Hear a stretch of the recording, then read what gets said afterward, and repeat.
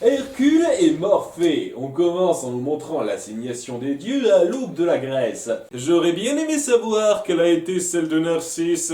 Ah, c'est drôle, on a échangé leur rôle. Et à la fin, Morphée reçoit le poste de dieu du sommeil au détriment de son frère cadet. Deux frères, Morphée et Fantasmos, étaient disponibles. C'est Fantasos.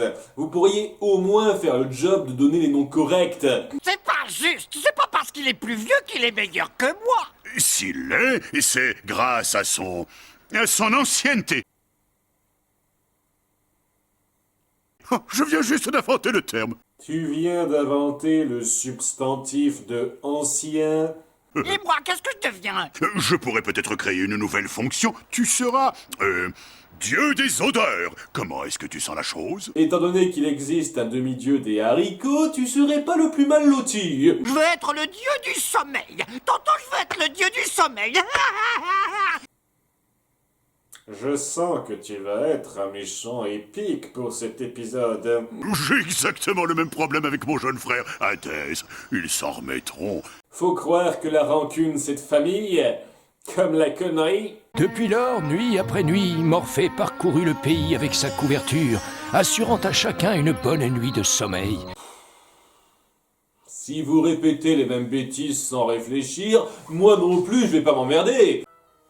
Alors toutes les fois où on a vu des gens éveillés la nuit, est-ce qu'ils ont demandé une permission ou bien Morphée était en congé à ce moment-là? On dit aussi qu'il leur fait toujours faire de beaux rêves, mais de son côté, Fantasmos a fini de créer un drap de cauchemar et change l'ambiance onirique. Oh, deux pour le prix d'un. Waouh, deux à la fois! À ce rythme, t'auras fait toute la Grèce en un rien de temps! Donc un gros monstre apparaît soudainement dans les rêves de Hercule et Phil. Quelle originalité! Oh, c'était horrible. Je me suis réveillé tout en sueur. Ainsi tout le monde a fait un horrible cauchemar et Icare et Cassandre font leur apparition contractuelle pour ne servir à rien. Ce premier nous rappelle encore son passif avec le soleil et Cassandre nous sert un clin d'œil gros à provoquer un cataclysme sismique. Mes 7 petits compagnons rentrèrent de leur travail.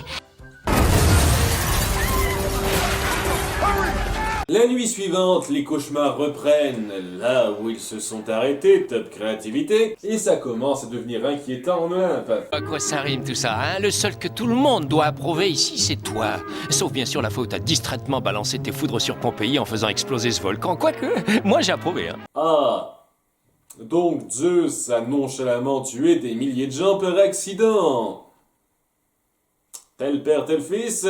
Morphée. Qu'est-ce qu'on me reproche? Par ta faute, les mortels ne dorment plus très bien depuis quelque temps. Ça fait seulement 2 soirs. Quand un de tes collègues s'empare de force d'une ville qui ne lui appartient pas, tu réagis pas aussi vite, Zeus. Désolé de souvent remettre ça sur le tapis, mais merde quoi. Et vu que Morphée semble totalement réglo et que le voile vient de Zeus à la base, la seule explication possible est que... C'est pourtant simple. T'as confié le boulot à un charlatan. Ah, moi j'aurais dit qu'une tierce personne est intervenue, tierce personne facilement repérable vu qu'elle survole la Grèce entière chaque nuit, mais ta suggestion comme quoi Morphée, dieu modèle qui, d'après l'intro, accomplit très bien son devoir depuis des siècles, foire le travail, est envisageable. 2-3 secondes. Pour finir de convaincre Zeus, il lui montre son fils qui a perdu le sommeil. Fais dodo jusqu'au petit matin. Le problème ne vient pas des cauchemars, là, tout de suite. Zeus laisse à Morphée jusqu'à demain soir pour régler tout ça, et il envoie Hermès convier Hercule, tandis qu'il y a foule à sa porte. Veuillez noter tous vos rêves par écrit et glisser le papier sous la porte.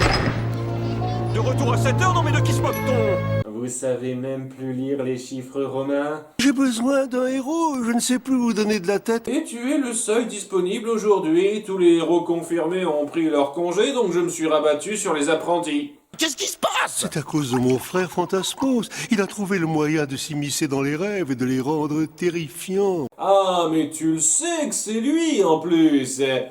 Pourquoi t'en as pas parlé aux autres dieux? Il utilise les peurs les plus secrètes des gens pour les effrayer. Après ça, c'est à moi qu'ils en veulent. Une hydre, c'est la peur la plus secrète de Hercule. C'est profond, dites-moi. Et donc ils partent affronter Fantasmos dans le monde des rêves. Vous pouviez pas aller directement chez lui? Et je savais pas que le voile de Morphée avait cette fonction-là. On apprend que l'un des plus grands cauchemars de Phil est sa mère. Philou, mon petit chou, comme je suis heureuse de te voir. 2 mots. Ridicule. Puis l'hydre cauchemardesque revient et Hercule doit affronter sa peur en disant qu'il n'a pas peur. Tu me fais pas peur. Oh, tu es sûr qu'on ne te fait pas peur? Ah, pas du tout. Et moi qui pensais que c'était compliqué ce genre de choses. Ça s'est encore jamais produit. Pour tout vous dire, les mecs, ça m'embouche un coin. Donc notre héros arrive à prendre l'ascendant en 2 temps 3 mouvements. Non, t'as pas le droit de me faire ça. Notre méchant. Et en le forçant à quitter le monde des rêves, il se retrouve chez Morphée avec son drap, parce qu'il suit la même logique que Freddy Krueger apparemment. Abandonne. C'est toi le dieu du sommeil. Je suis heureux que tu ne puisses plus imposer tes horribles cauchemars à tous ces pauvres humains. Maintenant que j'y pense, si jusqu'à présent tout le monde faisait uniquement des beaux rêves, comment se fait-il qu'on connaisse le mot cauchemar? Ils font tous de méchants cauchemars. Qui dit les cauchemars, Fantasmos? Voilà un terme qu'il aurait été logique d'avoir inventé. Mais Hercule essaye de voir le bon côté dans tout ça. Je crois que je n'aurais plus peur si je devais combattre l'hydre pour de vrai. L'avoir battue dans mes rêves l'a rendue beaucoup moins effrayante. Bon, on va être positif pour changer. Même si c'est très mal amené, j'apprécie beaucoup le message que l'épisode veut faire passer à la fin. On n'aidera pas toujours quelqu'un en étant constamment doux avec lui. Il faut parfois savoir se montrer ferme et le sortir de sa zone de confort pour qu'il apprenne à mûrir. Et le fait que Morphée se sente inspiré par ça et décide de faire équipe avec son frère à la fin pour gérer les rêves des gens est une très bonne conclusion. Est-ce que ce sera un problème si j'oblige quelqu'un à aller en cours nu comme un verre?